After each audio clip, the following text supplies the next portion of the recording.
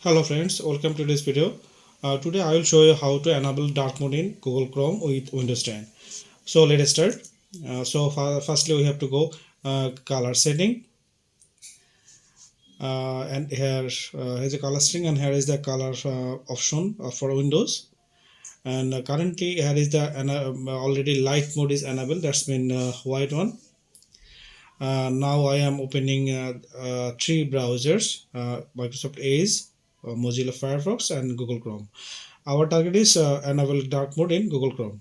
Here is the Windows default mode is light. That's mean as it is default was, and choose your default application mode here. If I already already on the dark mode for the application, that's mean all of the application for this window will change to dark mode. So our target is enable dark mode in the Google Chrome. So keep it the light mode, and go to the Google Chrome, then setting, here the appearance device theme, and change to dark theme. That's mean Google Chrome is now dark mode. So another application or another browser and other all application in the remain same, not change in the dark mode. So is the our target is done. So thanks for watching. See you next video.